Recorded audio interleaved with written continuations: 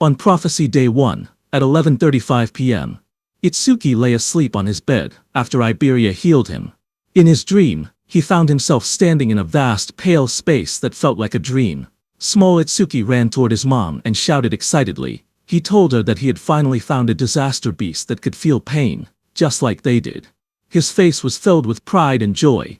He declared that he had crushed its skull, and that now her death had finally been avenged, but before he could finish, his mom gently called out to him. She told him to stop. Her voice was calm but firm. She explained that there were things far more important than revenge. Small Itsuki looked at her in confusion, and asked if anything could be more important than wiping out every last disaster beast. His mom gazed at him softly. She told him that he should not use his power for vengeance. Instead, he must use it to protect the ones he loved. Hearing that, small Itsuki's eyes widened in disbelief, as he shouted that it was impossible. His body trembled with rage. With his fist clenched tightly, he declared that he would never forgive the disaster beasts that had killed her and his father. His voice echoed through the empty space as he swore that he would make sure every last one of them was dead. His eyes glowed red with fury, his expression twisted by anger and grief. His mom stood quietly before him, her gaze calm and steady. There was no anger in her eyes, only a gentle understanding. After a moment of silence, she softly told him that it was time for her to go, and slowly started to disappear. Her words froze him in place. Small Itsuki rushed forward in panic, shouting and asking where she was going. His voice trembled as he told her that he still had so much more to say. His mom looked at him gently as her body slowly began to dissolve into drifting light. In a soft voice she called his name and pleaded with him not to let hatred consume him. Her form continued to scatter into glowing fragments, fading little by little into the surrounding emptiness. Small Itsuki reached toward her desperately, his hands stretching out as if he could still hold on to her. His voice broke as he cried out for his mother. Their fingertips nearly touched, but the light swallowed her hand before he could reach it. Tears welled up in his wide eyes as he stared helplessly at the space where she had been. Moments later, he stood alone. A tear slid down his cheek as he looked upward, his expression lost and hollow. Behind him, a dark presence emerged. A cold voice mocked him, saying that shedding tears for the dead was typical of a lowly creature. Hearing that, Itsuki's jaw tightened. He returned to his adult form. His eyes burned with emotion as he struggled to contain his feelings, fury and sorrow mixing within him. He clenched his teeth as he recognized the presence before him. He called it by name, Linga, the devil of ruin. From the swirling red abyss, a towering demonic figure, Linga, emerged. Its body was muscular and covered in dark, twisted markings. Horns curved from its head, and a crimson aura pulsed around it like a living flame. Linga looked down at him calmly, and asked if he had finally come back to his senses. It remarked that he only took the form of a child when he was with that woman. Rage exploded within Itsuki. With blazing eyes he shouted at the demon, calling it a bastard. His body burned with fury as he jumped toward Linga, shouting that he would kill it. Red energy surged violently around him, but as his punch passed through Linga's body, Linga only sneered. It told Itsuki not to be in such a hurry, promising that he would taste that feeling again soon enough. The air trembled as dark purple power gathered around Linga's body, swirling like a storm that froze Itsuki. Then, in a cold whisper, Linga declared that true despair that was what awaited Itsuki. As he spoke, the space around Itsuki shattered, and he fell into darkness. While falling, Itsuki's muscles tensed, veins bulging as fury burned through him. With blazing red eyes, he roared into the void, shouting that he would kill Linga, no matter what it took. His voice echoed fiercely through the shattered space. In the next moment, everything snapped. He jolted upright, drenched in sweat, his breathing heavy and uneven. His eyes trembled as pain throbbed through them. A dream, he muttered to himself in confusion. In front of him, he saw Iberia and his deathhound standing nearby. Suddenly, Itsuki pressed his hand against his face, wincing. His eyes were not even injured, yet they hurt unbearably. Slowly, realization dawned on him. Come to think of it, he blinked, noticing something strange. His wounds, they had healed. Just moments ago he had been in critical condition. He wondered if Iberia had used the Kodama bandages to fix him up. He slowly shifted his gaze toward the side of the bed. Iberia was asleep, leaning against the mattress peacefully. Seeing that, he wondered why Iberia was sleeping in a place like this. Then he remembered that Iberia had said he was going to take a break. He reminded himself that he had to make sure Death did not bark, or it would wake him. In the corner of the room, Death stood silently. Its glowing red eye stared forward. When Death saw that Itsuki had awakened, it barked in excitement. The thing Itsuki was trying to dodge eventually happened at the bed. The next second, Iberia's eyes snapped open. Without hesitation, he thrust his hand forward, releasing a burst of swirling energy toward Itsuki, shouting that it was a disaster beast and that he had to protect Itsuki. The wind spiraled through the room, wrapping around Itsuki as he sat on the bed, but he remained calm. He glanced at the rushing force and told Iberia that a light breeze like that would not even make a disaster beast flinch. Iberia's face lit up with relief when he saw Itsuki open his eyes. With a wide smile, he exclaimed that Itsuki was finally awake. He let out a breath of relief and happily said that his treatment had actually worked. Without hesitation, he threw himself forward and hugged Itsuki tightly. Itsuki, still sitting shirtless on the bed, looked slightly stunned. In his mind, he noted that Iberia still had the habit of hugging people whenever he got excited. After a moment, Itsuki calmly asked how long he had been unconscious. Iberia replied that it had been about 3 hours, though it did not feel that long to him. Itsuki calculated quietly. 3 hours meant it was around 3 a.m. on the second day of the prophecy. He then asked if Josuke and Aiden were safe. Iberia smiled confidently and assured him that they were fine. Not a single disaster beast had appeared since then. Even so, Itsuki's expression turned serious. The memory of the dream lingered in his mind. Linga had said that he should not be in such a hurry, promising that he would taste it again soon enough. Itsuki told himself it had only been a dream, yet the words continued to bother him. It had felt far too real to dismiss. He was certain that the disaster beasts were plotting something. On prophecy day 2, at 3:03 a.m., Itsuki had awakened from his coma. As he dressed up, a firm thought echoed in his mind, that he could not let his guard down. Iberia smiled brightly, and told Itsuki that he was truly glad. It really looked like Itsuki had made a full recovery. Itsuki stood in the room, thinking that the reinforcements the teacher had mentioned should be arriving at any moment. He moved toward the door and said that, for now, he would go check the situation with Josuke. As they walked outside under the night sky, Iberia suddenly asked Itsuki what the name of that dog Shikigami was. Itsuki told him that it was just Deathhound. Hearing that, Iberia reminded Itsuki that a Shikigami user was free to give their Shikigami any name they wanted. He even offered to pick one himself, confidently claiming that he had great naming skills. Itsuki calmly replied that he was not a Shikigami user. Hearing that, Iberia blinked in surprise. He admitted that it was a shame, since he had really wanted to name it. Hearing that, Itsuki silently resolved that he was definitely not going to let Iberia name that thing. As they continued walking, Josuke, who was casting magic on that mechanical golem, noticed Itsuki and said that Kodama bandages alone would not have been enough for someone to recover this quickly. He concluded that it looked like Iberia had finally used his actual ability. Hearing that, Itsuki looked at Iberia and admitted that he had not seen him using any skills earlier. He asked if Iberia was a healer type. Iberia hesitated slightly and replied that he could use offensive skills too. However, he added honestly that they did not really do much damage. After that, Itsuki turned to Josuke and asked if any other saviors had arrived since he had been knocked out. Josuke answered with uncertainty, saying no. He then asked why Itsuki was asking. Itsuki explained that the teacher had said they were dispatching nearby saviors. It had already been a full day, so they should be arriving soon. Josuke reminded Itsuki that they were deep in the forest. Even Itsuki would not have arrived so quickly without Iberia's guidance. Itsuki listened carefully. He admitted to himself that Josuke had a point, but he could not shake the uneasy feeling inside him. Something about the situation felt wrong. As the night grew quieter, the forest seemed to change. It felt as if something malevolent was slowly drawing closer. High above the forest, several saviors moved quickly through the dense trees. Their path curved sharply as they advanced deeper into the woods under the cover of night.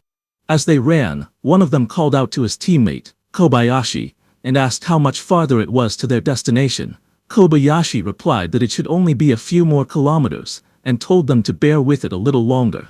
Another member shouted excitedly that once they finished this mission, they would finally be promoted from apprentices to third-class saviors. Even so, he could not help but comment that the place was far too remote. It was hard to believe that the greatest crafter in the northern province lived this deep in the woods. Suddenly, a sharp voice cut through the air as a woman ordered everyone to stop.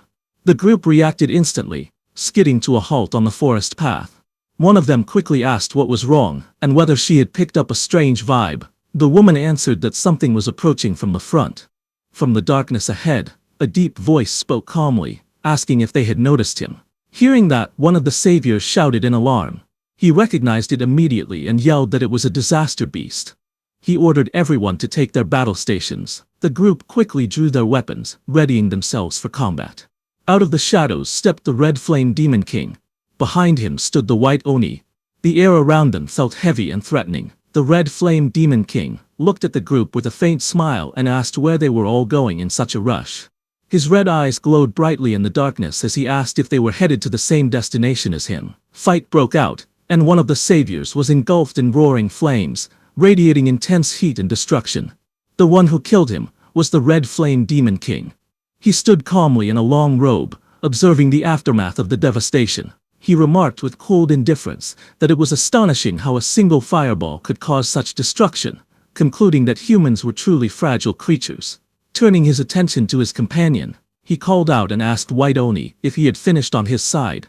At that moment, White Oni completed his attack and struck another savior with overwhelming strength. He slammed his fist down, crushing his target into the ground with a violent impact. Blood splattered across the cracked earth as White Oni lifted his hand. Looking at the flattened savior embedded in the crater, the Red Flame Demon King commented mockingly that his body was as flat as a pancake, adding that White Oni was certainly a cruel one. A red-haired savior stood on a slanted tree trunk, watching them in fear. She pointed out that there wasn't even a barrier nearby, and demanded to know where they had come from. The Red Flame Demon King smirked as he raised a blazing fireball in his hand. With a confident and casual tone, he remarked that they had traveled quite a long distance to get there. Seeing the fireball in his hand, the red-haired woman became terrified, tears streaming down her face as she closed her eyes and accepted her death. At that moment, a demon general appeared in the distance. His presence was overwhelming as he told the Red Flame Demon King that he must not kill them. The Red Flame Demon King frowned in annoyance and replied that he had been bored for ages, warning the demon general not to interfere now that he was finally having some fun. Before he could act further, a sharp chilling sound cut through the air. In an instant, jagged ice crystals erupted around the Red Flame Demon King, encasing his body in thick, glittering frost. The demon general advanced steadily, asserting his authority, and warning that if the order was ignored again, the consequences would not be so light. Frozen and struggling within the ice, the Red Flame Demon King's expression shifted from arrogance to alarm.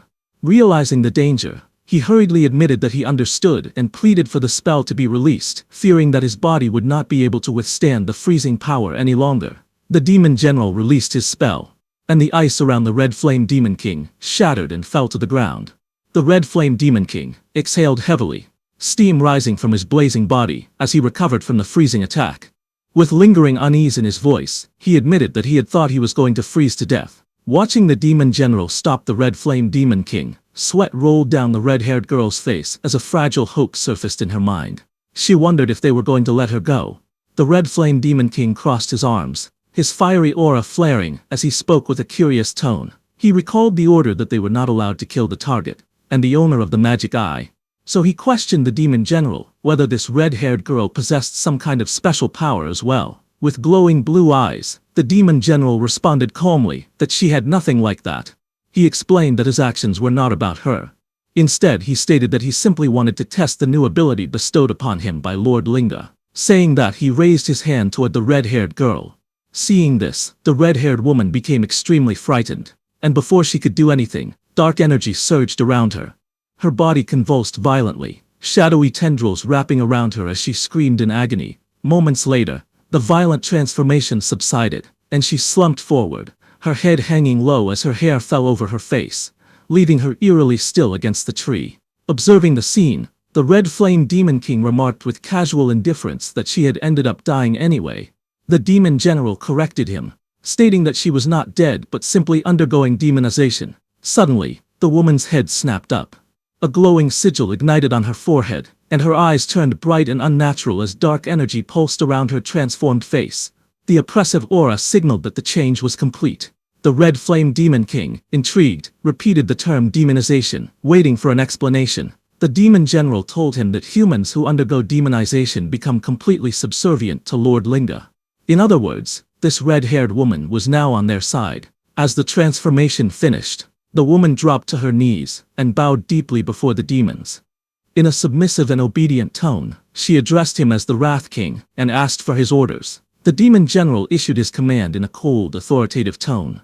He instructed the newly demonized woman to hide her identity and remain undercover within the human community until the day Lord Lingda descended. Bowing her head obediently, she acknowledged the order and replied that she would do as commanded.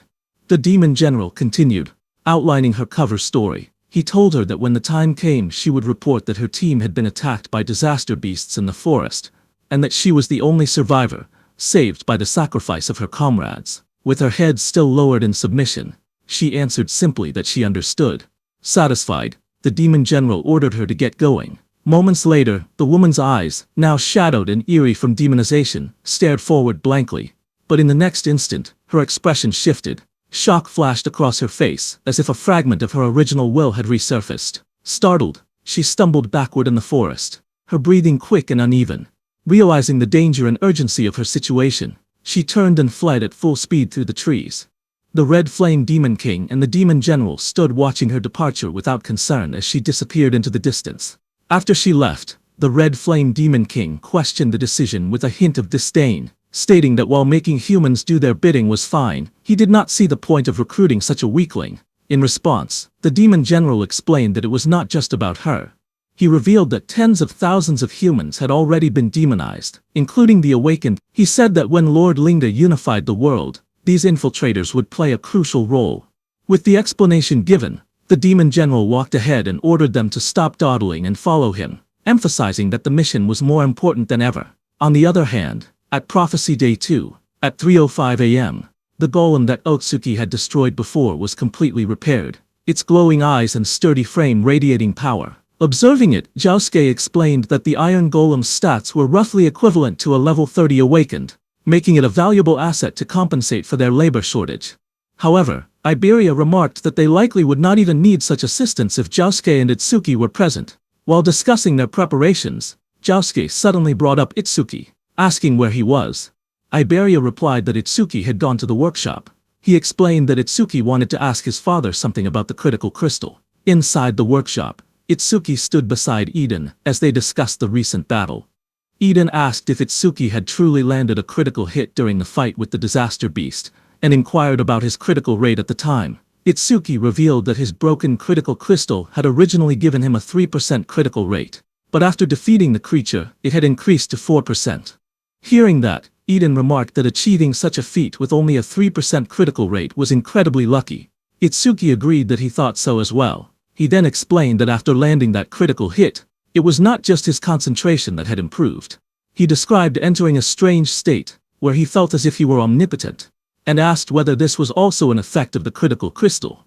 Hearing this, Eden reacted with surprise. He asked if it was a sensation where a person's senses become sharp enough to perceive everything around them, yet they remain calm and completely unaffected.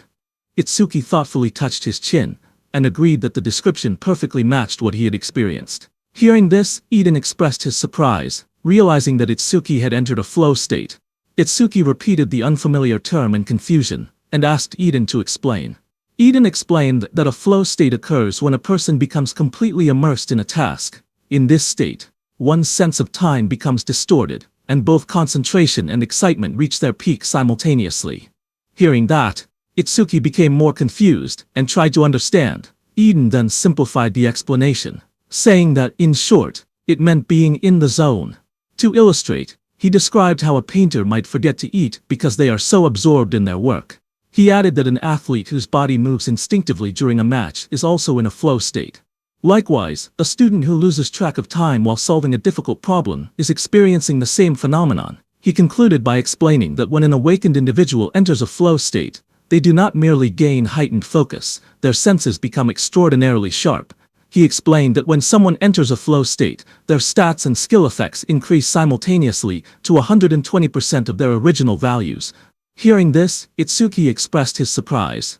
He admitted that he had never heard about such a phenomenon from his teacher, or any other awakened individual. He added that he had never met anyone who had actually entered a flow state before. Eden responded with astonishment, emphasizing that only a handful of people were capable of achieving such a state. He went on to explain that entering a flow state requires the awakened individual's own skill, a clear and focused mind, and a great deal of luck. If even one of these elements is missing, entering a flow state becomes impossible. Itsuki, absorbing this information, remarked that he had not realized the requirements were so strict. Eden then stated that it was no exaggeration to say that entering a flow state marks the boundary between a genius and an average person. He added that among the awakened across the 5 continents, including Wajin-Tae, there was not a single person who could enter a flow state at will. Itsuki was shocked to hear that not even Wajin-Tae could do that. Eden told Itsuki that he had first entered a flow state 2 years after becoming an awakened. He noted that while 2 years was considered quite early, for Itsuki to achieve it after only a month of being awakened was truly extraordinary. But suddenly Eden noticed Itsuki's distracted expression and paused, asking if he was listening. Itsuki snapped back to attention, his gaze sharpening as he sensed something unusual. Turning slightly, he informed Eden that 3 individuals with immense mana were approaching. Eden initially speculated that they were likely awakened sent by Nento Izumi to act as his guards. However, as Itsuki focused more closely on the energy, his expression hardened. The rough and stagnant aura did not feel like that of awakened individuals. It felt more like the presence of disaster beasts. Without hesitation, he decided to investigate just in case. Moving swiftly, he headed for the exit.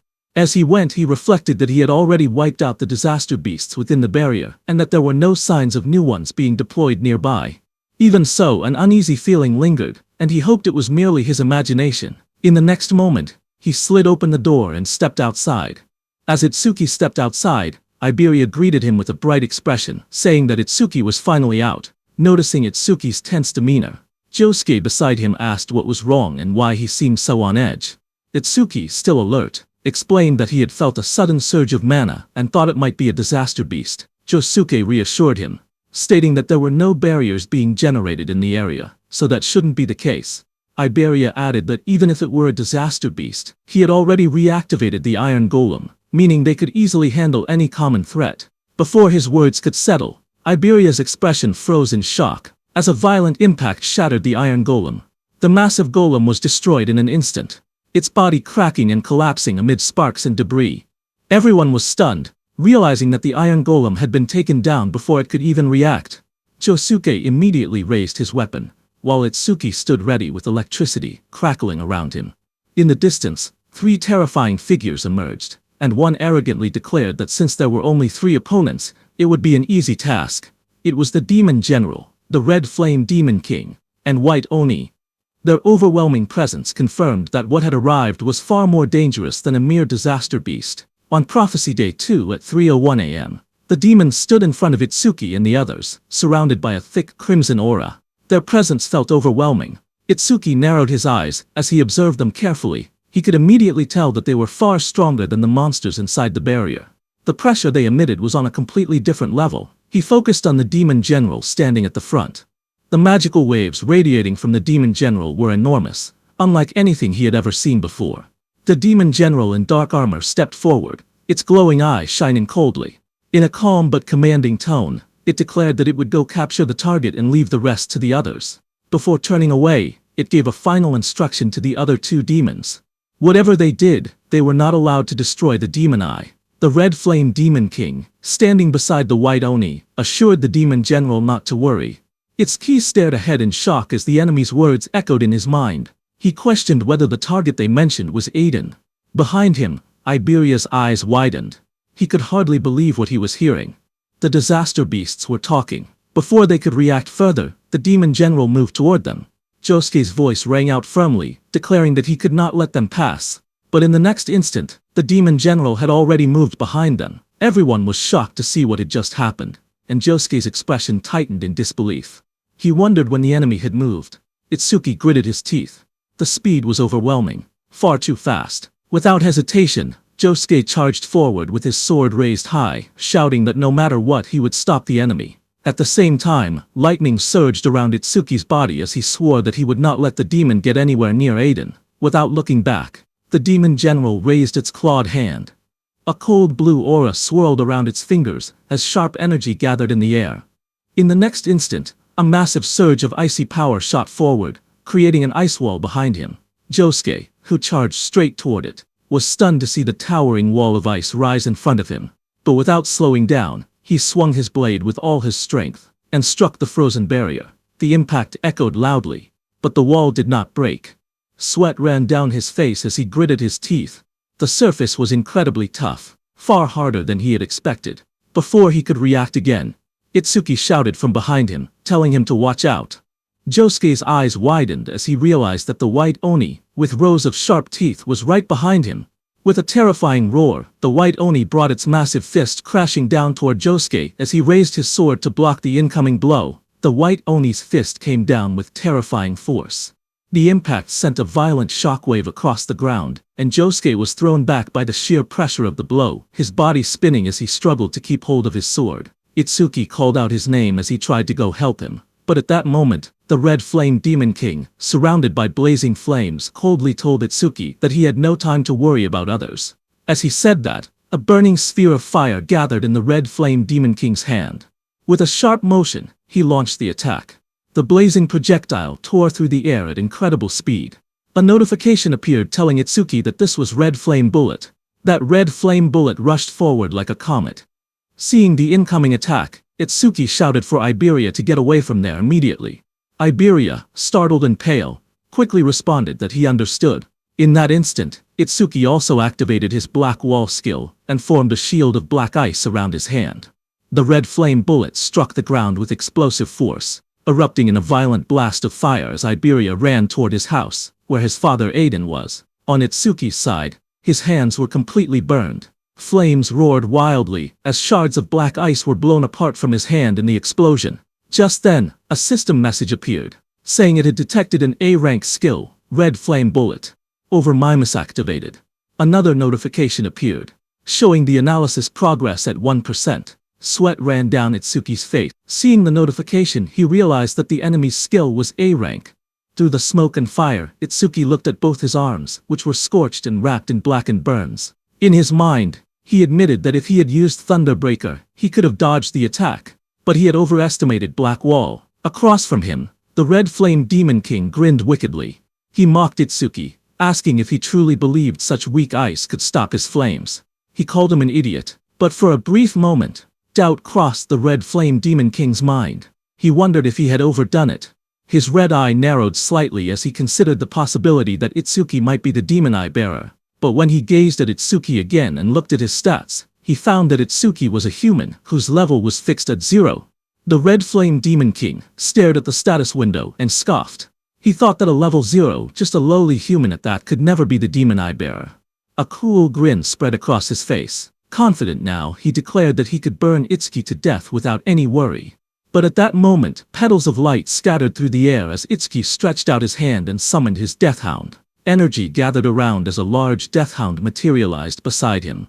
The massive Death Hound stood at his side, its red eyes glowing fiercely. The Red Flame Demon King looked down at them and sneered, asking if he was planning to fight 2-on-1 with his Shikigami.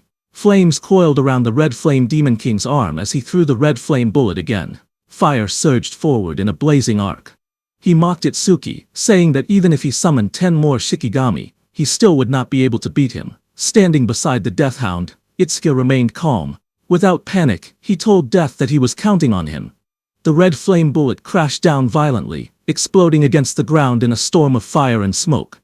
For a brief moment, the battlefield was swallowed by the blast. But then the Red Flame Demon King saw a shadow, and realized that Itsuki had dodged his attack. The Red Flame Demon King's eyes narrowed as he looked for Itsuki's Shikigami. He saw the Death Hound running in the opposite direction from Itsuki. He realized that Itsuki's Shikigami was heading toward their target. He turned toward Itsuki and mocked him, asking if he really thought he could beat him alone. Hearing that, Itsuki realized that this demon was looking down on him. He thought that if he kept acting weak, the demon probably would not kill him right away. At that moment, Over-Mimus's analysis progress was at 36%. Looking at it, Itsuki thought that he could buy time for the analysis. But then a faint smile slowly formed on his lips. Because he could not bring himself to act cowardly against a disaster beast. He lifted his head slightly, with a calm yet defiant tone. He said, "Yeah." He thought that, so what? Blue lightning began to crackle faintly around him. Itsuki grinned wickedly, his red eyes glowing as blue lightning wrapped around his body. He stared straight at the demon, and told him that it was because he looked weak as hell. Hearing that, the Red Flame Demon King's face darkened instantly. With flames blazing behind him, He called Itsuki a lowly race for acting that arrogantly. Flames spiraled upward as the Red Flame Demon King raised his hand. Fire roared violently around him. He declared that he had been planning to toy with him, but had now changed his mind. He shouted that he would turn him to ash right away. Saying that, he threw a massive red flame bullet at Itsuki. Itsuki dashed through the blazing attack, lightning flashing around him. He observed calmly that the demon's attack had grown bigger, but his speed had not changed. He quickly analyzed the situation and realized that this demon was a skill-based, long-range type. Itsuki's eyes sharpened with determination as he charged at the demon, thinking that if he closed the distance, that demon was finished. Seeing Itsuki, the Red Flame Demon King's eyes widened in surprise. He was stunned by Itsuki's speed, who in a single instant, closed the distance between them. The Red Flame Demon King stared in disbelief, realizing that the gap had vanished in the blink of an eye. But then a slow grin stretched across the Red Flame Demon King's sharp teeth. Before Itsuki's strike could land, a wall of blazing fire appeared between them. Itsuki's eyes widened in surprise as he recognized that it was a flame shield. The Red Flame Demon King raised his hand and created another red flame bullet. With a confident smirk, he asked if Itsuki really thought he would not notice his own weakness. Saying that, he threw the red flame bullet. Itsuki was very close and could not dodge in time. A massive explosion burst outward like a blooming red flower. The flames surged forward and slammed into Itsuki's chest. His body was thrown violently through the air. He came crashing hard to the ground but quickly balanced himself. At that moment, in Itsuki's mind, a single thought surfaced. He had fallen for it. The realization struck him heavily. The opponent was an intelligent disaster beast. How could he have made such a mistake? Standing in front of him, the Red Flame Demon King looked at Itsuki and said that with that kind of speed, there was no way Itsuki was truly level 0. But then through the smoke and dust, Itsuki slowly stepped forward. His arms and one leg had turned dark from burning. Smoke curled around his body as he lowered his head and moved ahead step by step.